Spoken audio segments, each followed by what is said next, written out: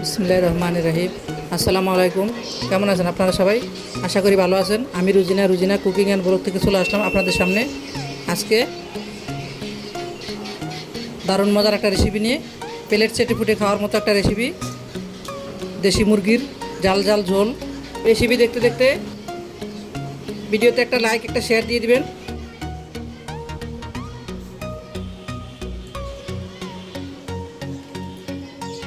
দেশি মুরগির জাল জাল ঝোল যাকেই রান্না করে খাওয়াবেন সেই আপনার প্রশংসা করবে আর আপনার কাছে রেসিপিটা বারবার জানতে চাইবে। এতই মজা হয় এই রেসিপিটা, তৈরি করে না খেলে বুঝতেই পারবেন না যে এই দেশি মুরগির জাল জাল ঝোলটা কতটা মজা। সেজন্য বলবো একবার হলো ঘরে তৈরি করে খাবেন। তো চলুন কথা না বাড়িয়ে মূল রেসিপিতে চলে যাই। আর হ্যাঁ বন্ধুরা, আজকের আমার এই দেশি মুরগির জাল জাল ঝোল রেসিপি ভালো লেগে থাকলে আমার এই ধরনের মজার মজার রেসিপি পেতে আমার ইউটিউব চ্যানেলটাকে সাবস্ক্রাইব করে আমার ইউটিউব চ্যানেলের সাথেই থাকবেন। পাশে থাকা বেল আইকনটা ক্লিক করে রাখবেন যাতে করে নতুন নতুন ভিডিও আপলোডের সাথে সাথে আপনাদেরকে পৌঁছে যায়। তো আশা করি আজকের রেসিপি আপনাদের অনেক ভালো লাগবে, না টেনে পুরো ভিডিও দেখবেন।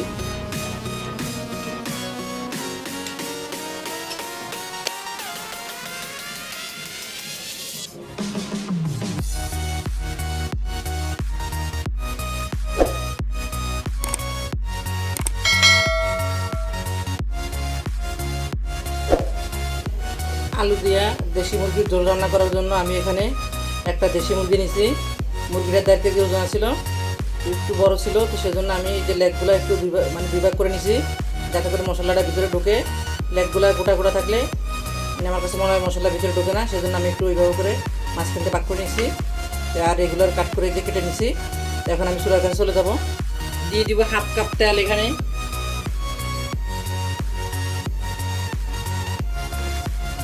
গরম হয়ে গেল, দিয়ে দিব কিছু দারুচিনি, 4টে এলাচ, 2টা তেজপাতা আর কিছু লং। মশলাগুলো হালকা করে ভেজে নেওয়া হয়ে গেল। এখন 1 কাপ পেঁয়াজ দিয়ে দিব। এখানে দিয়ে দিব খালি করে রাখা 4টা কাঁচামরিচ। এখানে আপনারা পেঁয়াজ বাটাও ব্যবহার করতে পারেন। পেঁয়াজ হালকা ব্রাউন কালার করে ভেজে নেওয়া হয়ে গেল। এখন দিয়ে দিব 1 টেবিল চামচ আদা বাটা, দিয়ে দিব 1.5 টেবিল চামচ রসুন বাটা, দিব আধা চা চামচ লবণ। আদা রসুনের পেস্টটা না ছিটার জন্য। আদা রসুনের পেস্ট ভেজে নেওয়া হয়ে গেল। এখন দিয়ে দিব মশলার গুঁড়া, 1.5 চা চামচ হলুদের গুঁড়া, 1.5 চা চামচ লাল মরিচের গুঁড়া,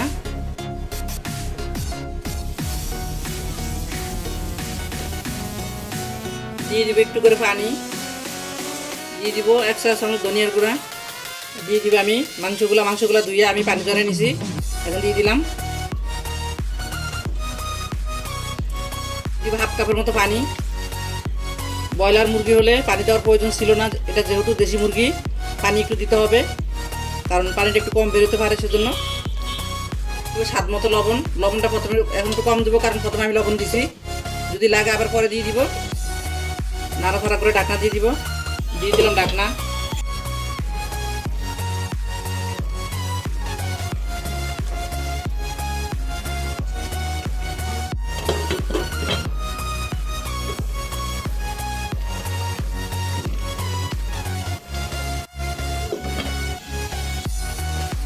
মাংস কষানো হয়ে গেল। এখন দিয়ে দিবা আলু। এখানে মাঝারি সাথে 2টা আলু আছে, আমি ছিলে ধুয়ে পরিষ্কার করে নিছি।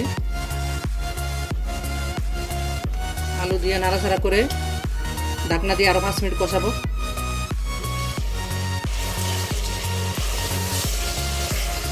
মাংস কষানো হয়ে গেল। এখন দিয়ে দিব পানি, দিয়ে দিব পরিমাণ মতো পানি। ঝোল যার যার পছন্দ মতো দিবেন। যদি একটু ঘন খান তাহলে ঝোল একটু কম দিবেন, আর যদি একটু পাতলা খান পানি একটু বেশি দিবেন।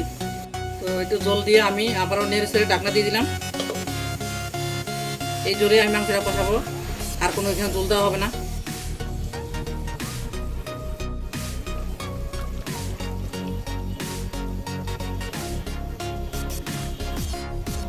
তরকারি মোটামুটি হয়ে গেছে। নামানোর আগ মুহূর্তে দিয়ে দিবে এখানে 4টা কাঁচামরিচ, দিয়ে দিব আধা চা চামচ ভাজা জিরার গুঁড়া, আধা চা চামচ ভাজা মশলার গুঁড়া, গরম মশলার গুঁড়া। 5 মিনিট দমে রেখে দিব। এই তো আলু দিয়ে দেশি মুরগির ঝোল একদম রেডি। এখন আমি চুলা থেকে নামিয়ে ফেলবো। নামিয়ে সার্ভ করার জন্য একটা বাটিতে ঢেলে নিব। লবণ চেক করে দেখছি লবণ ঠিক আছে, আর দিতে হবে। দেখেন মাশাআল্লাহ কালারটা কত সুন্দর আসছে। আজকের রেসিপি ভালো লাগলে ভিডিওতে লাইক দিয়ে দিবেন, বেশি বেশি করে শেয়ার দিবেন। যে সকল আপুরা ভাইয়ারা ইতিমধ্যে আমার চ্যানেলটাকে সাবস্ক্রাইব করছেন তাদেরকে অসংখ্য ধন্যবাদ। আর যারা এখনও করেননি প্লিজ আমার চ্যানেলটাকে সাবস্ক্রাইব করে আমার ইউটিউব চ্যানেলের সাথেই থাকবেন। পাশে থাকা বেল আইকনটা ক্লিক করে রাখবেন যাতে করে নতুন নতুন ভিডিও আপলোড দেওয়ার সাথে সাথে আপনার কাছে পৌঁছে যায়। তো ভিডিওটা আজ এই পর্যন্তই। সবাই সুস্থ থাকবেন, ভালো থাকবেন। দেখা হবে নতুন কোনো রেসিপি নিয়ে পরবর্তী ভিডিওতে। আল্লাহ হাফেজ।